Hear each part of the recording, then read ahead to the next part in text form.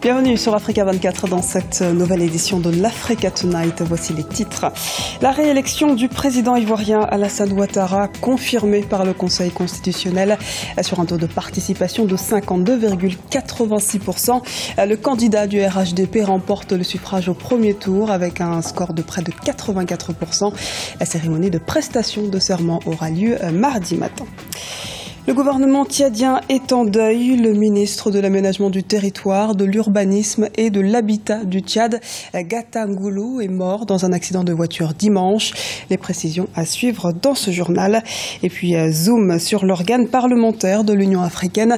Il siège en Afrique du Sud avec une représentation égale de 5 députés par pays. Méconnu du grand public, il représente pourtant l'ensemble des régions d'Afrique. Quel est concrètement son rôle? Élément de réponse à suivre dans ce journal. C'est officiel, en Côte d'Ivoire, le président sortant est reconduit à ses fonctions pour un mandat de 5 ans. Le Conseil constitutionnel a confirmé ce lundi les résultats de la commission électorale indépendante. Le président Alassane Dramane Ouattara a été officiellement proclamé vainqueur de la présidentielle du 25 octobre 2015. Les précisions de Lise Elsi Akizimana. Le président Alassane Ouattara remporte officiellement l'élection présidentielle du 25 octobre 2015. Le Conseil constitutionnel a confirmé sa réélection ce lundi 2 novembre 2015. Il valide ainsi les résultats de l'élection présidentielle qui avait été proclamée par la commission électorale indépendante. Il convient de le proclamer élu dès le premier tour président de la République de la Côte d'Ivoire au terme du scrutin du 25 octobre. Le président Alassane Ouattara est donc vainqueur de la présidentielle de 2015 avec un score de 83,66%. Il a recueilli 2 618 229 voix, réalisant un résultat supérieur à la majorité absolue, fixée à 1 564 872 voix au premier tour. Une victoire qui n'a pas été contestée par le Front populaire ivoirien qui a reconnu la défaite de son candidat Pascal Affi-N'Guessan, arrivé second. Le président du parti, le candidat Pascal Affi-N'Guessan, a déjà donné notre position. Nous avons dit que les élections se sont déroulées de façon générale sans grand incident. Il n'y a pas d'incident majeur, ce que nous saluons de la part de nos compatriotes.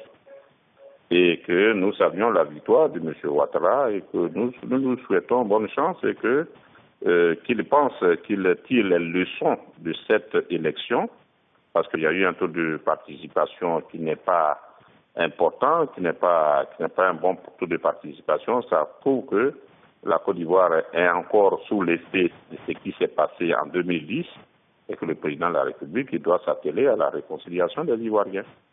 Donc pour nous, sa réélection, nous le saluons, même s'il y a eu beaucoup d'irrégularités que nous allons bientôt porter à la connaissance des Ivoiriens. Mais cela ne nous autorise pas du tout à remettre en cause l'élection de M. Ouattara. Élu pour la première fois en 2010, le président Alassane Ouattara entame son deuxième mandat. Âgé de 73 ans, il est donc appelé à assurer la continuité de la réalisation de ses projets socio-économiques et politiques pour une période de 5 ans. Son cheval de bataille, réconcilier les Ivoiriens. Décès d'un membre du gouvernement au Tchad ce dimanche. Le ministre de l'Aménagement du territoire, de l'Urbanisme et de l'Habitat, Gata Ngoulou, a perdu la vie dans un tragique accident de voiture. Depuis l'annonce de cette disparition, ses proches et collègues lui rendent un vibrant hommage. Les précisions d'Arwa Barkala. Ce dimanche 1er novembre, le ministre tchadien du territoire et de l'urbanisme, Gata Ngoulou, a perdu la vie dans un tragique accident de voiture. Le ministre revenait d'une opération de recensement électoral à Moundou, dans le sud du pays.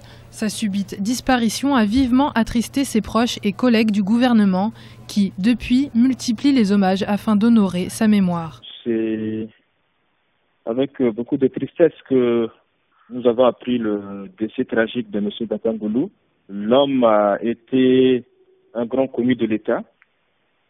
Il a servi non seulement le Tchad, mais toute la sous-région. C'est pourquoi j'estime humblement que c'est une perte. Bien avant d'occuper le poste de ministre du Territoire, M. Gata Ngoulou a occupé de hautes responsabilités à la tête de plusieurs ministères. En 2011, il revenait sur les enjeux liés au développement des infrastructures sur le plateau d'Africa 24. Si on veut aller loin, il faut, comme on dit, ménager sa monture. Donc, disposer de bonnes infrastructures, ce qui ne s'est pas fait au départ de tout ce qui est formation en termes de ressources humaines. Peu après l'accident, un deuxième passager a perdu la vie. L'épouse du ministre Gata Goulou et le chauffeur du véhicule en sont sortis indemnes. Leur véhicule aurait percuté un poids lourd à l'arrêt sur leur voie. Dans le reste de l'actualité, le Togo, élu au sein du Conseil des droits de l'homme des Nations Unies.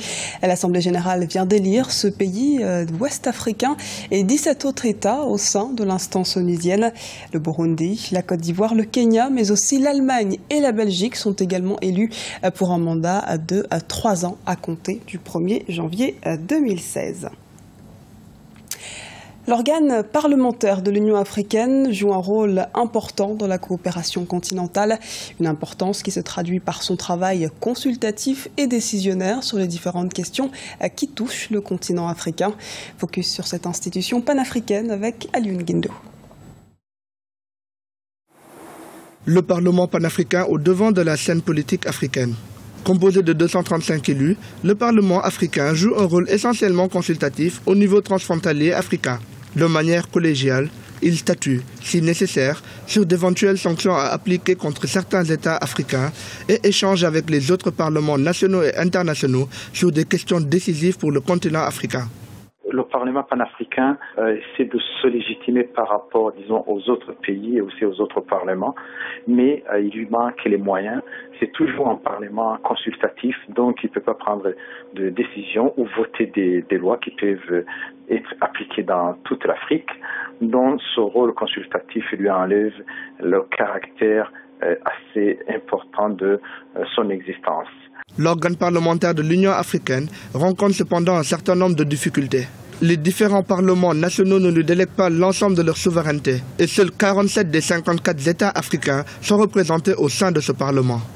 En outre, les cotisations étatiques prennent de surcroît un certain temps à être réglées. Il peut prendre des sanctions comme contre le Maroc, parce que le Maroc déjà c'est un pays qui n'est pas membre de l'Union africaine, mais c'est un Parlement qui ne peut pas influencer par exemple les décisions de la Commission africaine. Il va de soi que le manque de financement ralentit les activités de ce Parlement. Malgré ces difficultés, le Parlement panafricain entend bien atteindre les objectifs qu'il s'est fixés. Son président, Roger Nkodo Dang, compte bien faire entendre la voix de cet organe lors de la 21e conférence des parties de la Convention cadre des Nations Unies sur les changements climatiques. L'électrification et le climat sont donc deux thèmes qui cristallisent l'actualité africaine, notamment au sein du Parlement de l'Union africaine. Pour en parler, nous recevons sur ce plateau Roger Nkodo Dang, le président du Parlement panafricain. Bonsoir et bienvenue sur notre plateau, monsieur Nkodo Dang. Bonsoir, madame. Permettez-moi, dans un premier temps, de féliciter au nom du Parlement panafricain le président élu de Côte d'Ivoire, son Excellence Alassane Dramane Ouattara, et au même moment, permettez-moi d'adresser mes vives condoléances au peuple tchadien pour la disparition du ministre Gata Goulou que je connaissais, mais également pour le décès de mon secrétaire général adjoint, M. Joël Mbamandji, qui est de nationalité tchadienne. Ça fait quand même 2 grandes pertes énormes. Je voulais un peu rectifier rapidement le reportage de tout à l'heure. Juste avant de rectifier, peut-être on va aller sur la première question, et vous aurez l'occasion d'apporter certaines précisions. Il y a une trentaine de membres du Parlement panafricain qui vont défendre ce mardi le plan énergie pour l'Afrique à l'Assemblée nationale française. Quel rôle entendez-vous jouer ? Je vais présenter à l'Assemblée nationale française demain à 16h. La position, l'appel de l'Afrique pour l'électricité pour tous en Afrique. L'Afrique aujourd'hui, c'est le continent qui croupit le plus dans le noir. Et nous pensons que le moment est venu. Pourquoi en France? Parce que la COP21 va se tenir en France. Pourquoi en France? Parce que la France et l'Afrique ont des liens historiques énormes. Et nous pensons qu'à ce moment précis, il est temps pour que nous soutenions le projet Énergie pour tous, pour que les Africains puissent avoir de l'électricité. Vous participerez également à la 21e conférence des parties sur le climat. Après l'échec de la conférence de Copenhague, comment l'Afrique compte-t-elle finalement s'imposer et obtenir des garanties? Madame, c'est pour ça que moi je voulais un peu revenir en arrière. J'ai fait presque au moins 20 des COP et on s'est rendu toujours compte que c'est l'Afrique part toujours blanc-ballant dans ces différents forums. Mais je voulais vous rappeler qu'aujourd'hui, c'est l'Afrique qui tient le bon bout. L'Afrique, c'est le continent de l'avenir. l'Afrique représente les grands poumons d'oxygène pour l'humanité, mais l'Afrique ne doit pas toujours être reléguée au second plan. Mais comment elle ne sera pas reléguée au second plan? C'est pour ça que nous pensons qu'il est temps aujourd'hui que par les souvenirs, je ne voudrais pas revenir sur l'histoire, je ne voudrais pas revenir sur les constats. Nous sommes maintenant à l'acte. Il y a un projet clair qui a été initié par un Français qui n'a pas d'intérêt politique pour l'Afrique. Et nous pensons que ce projet aujourd'hui, s'il est mis en place, et si on met les moyens, les fonds de contrepartie dans ce projet, l'Afrique peut être électrifiée. C'est pour ça que nous soutenons. Comment justement elle risque d'obtenir des garanties? Comment elle s'impose? Elle a un rôle important, d'accord, mais comment elle s'impose au sein des discussions? Comment ça va s'imposer au sein des discussions? C'est cette démarche que nous sommes en train d'engager. Nous allons nous exprimer devant l'Assemblée nationale demain, et je vous invite. Mais également, les négociations sont en train d'être faites pour qu'au moins cette fois-ci, ce projet soit retenu. L'Afrique a des problèmes d'électrification. Je ne dis pas qu'il manque des projets sectoriels. Les projets sectoriels existent, mais les fonds de contrepartie pour garantir ces projets, c'est ça qui pose problème. Or, nous disons que pour tout ce que l'Afrique paie pour l'humanité, pour garantir les dérèglements climatiques, il faut au moins qu'il y ait une reconnaissance. C'est pour ça que je voulais ramener la discussion à ce que le reporter disait tout à l'heure. C'est un parlement de 54 États. Nous sommes 270 députés. Nous ne sommes plus un organe seulement consultatif de l'Union africaine. Nous sommes un organe législatif de l'Union africaine.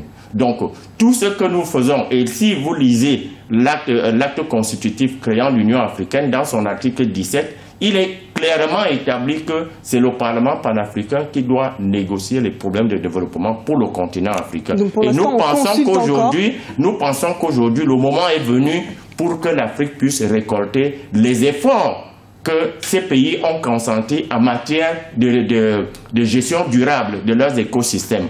L'Afrique, c'est peut-être 10% d'électricité, mais également l'Afrique regorge toutes les potentialités qui peuvent lui permettre de couvrir le continent en matière d'électricité. Si vous prenez seulement le cas du bassin du Congo, lorsqu'on parle du bassin du Congo, ce sont les bassins d'eau qui peuvent permettre le développement des énergies. Vous n'avez pas peur d'un risque d'échec pour cette conférence du climat? Je ne suis pas pessimiste, mais je crois que l'Afrique ne demande pas plus. 5 milliards, ce n'est pas énorme pour une conférence comme celle-ci. Mais je voudrais vous dire que l'Afrique ne devrait plus partir. Et c'est pour ça que la devise du Parlement panafricain, c'est une Afrique, une voix. Et nous pensons que pour cette COP, l'Afrique doit venir unie pour parler d'une seule et même voix, pour que nous puissions sortir, non plus comme à Copenhague, parce que généralement, c'est des conférences qui se terminent, beaucoup de belles paroles, beaucoup d'engagement, mais à la fin, chacun rentre, nous attendons notre événement. Cette conférence, cette COP 21, nous donne l'opportunité, ici en France, de par la géographie entre la France et l'Afrique, pour que nous puissions nous en tirer avec quelque chose. Et nous ne demandons pas plus, comme j'ai dit, nous demandons que le projet Énergie pour tous en Afrique puisse se mettre en place et que dès janvier 2016, que ce projet soit installé en Afrique. Merci pour toutes ces précisions. C'est moi qui vous remercie, Monsieur Roger Kododong, je rappelle donc que vous êtes le président du Parlement panafricain. Je vous remercie. C'était le journal de la rédaction. Merci de nous avoir suivis. Retrouvez dans un instant une nouvelle édition de l'actualité sur Africa 24.